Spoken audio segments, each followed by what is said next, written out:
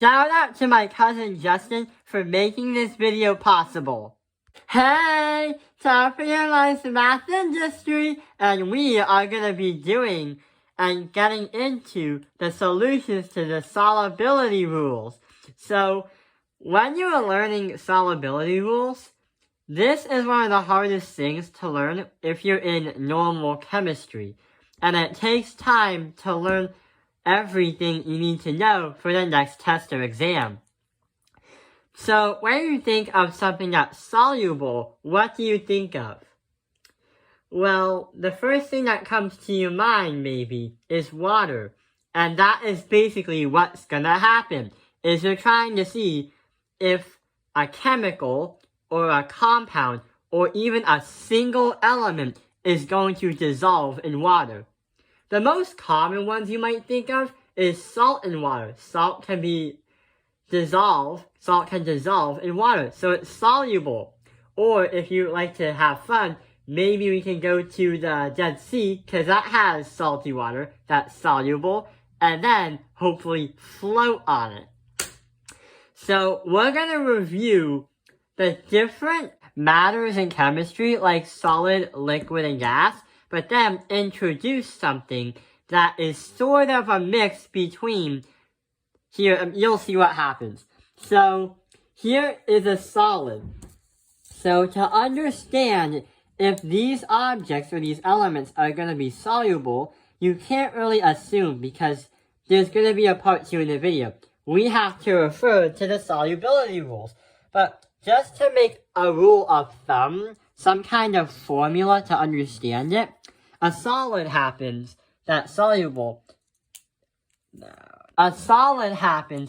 when any metal by itself except mercury is going to be a solid. For example, we have sodium that's a solid. Fluorine is a solid, although it's not actually a metal. Al, aluminum, is a solid. And lead, which is a solid. These are single elements by itself. But we have exceptions to these. We have carbonate, phosphate, and hydroxide. Those cannot be found independently on the periodic table because they're polyatomic ions. And the next time your chemistry teacher wants you to take a test, he'll probably give you those polyatomic ion sheets to look at. These are not independent elements. So what's going to happen is the solid, what it's saying is any metal by itself except mercury, because mercury in its room temperature is not a solid, it's a liquid, a dense liquid. And you have to refer to the solubility rules. You have to sort of critical think and do some deductive reasoning to understand if something is soluble or not. We're going to explain that in the next video.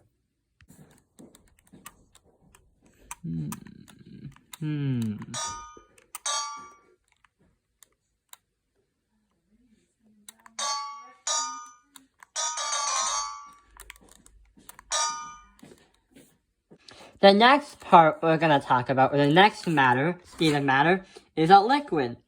And a liquid is something like, it's not in a solid form, and it's very loose. Like, the molecules are going to be bouncing around a lot. So a liquid, water, is basically a liquid. Alkanes.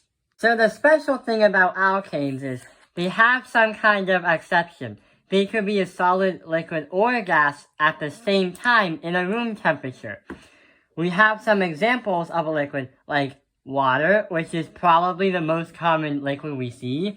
But also we have pentane, decane, nonane, and we have mercury as well.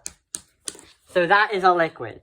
So what we're trying to do is, before we understand how we understand if something is soluble, we're just reviewing all the different states of matter.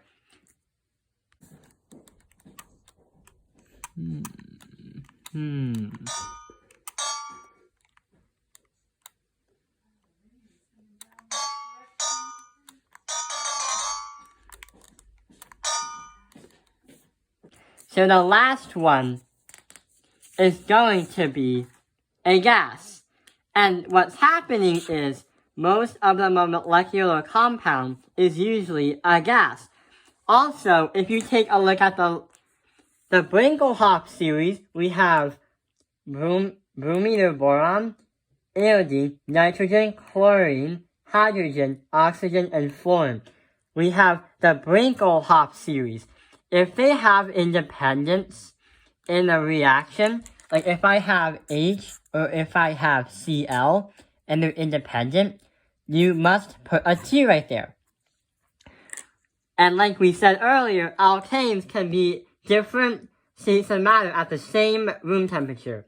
Other examples like methane, we have NH3, oxygen, chlorine, nitrogen, and hydrogen. But they have 2s if they're single, and also if they're separate when a reaction happens. So that is all the states of matter that we reviewed.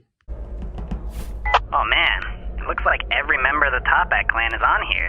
So, looking at a schematic here, if you get to the engine room, you can shut down the engine, and then the rocket won't be able to take off, and then they'll all be stuck in here.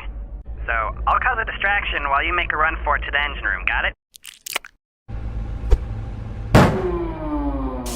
Seems like we're having some problems with the engine.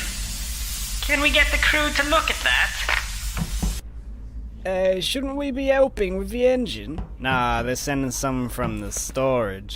Nice. Right. Disabling that engine is definitely going to buy you some extra time. So the last part is actually what's going to be a transition to the next awesome video. It's aqueous. This is not a state of matter, but it's to describe something if it's soluble in water or not. All we have to do is do some deductive reasoning and also refer to the solubility rule sheet. So, aqueous, anything that is soluble in water. Any compound with alkali metals, any compound with NH4, ammonium, and the other thing about aqueous is watch part 2. So, that concludes the video on part 1. All we did today was just review the states of matter. The next video is where we can get to the awesome part, the battle phase. Thank you for watching Top Finger Lines Math Industry. Like and subscribe.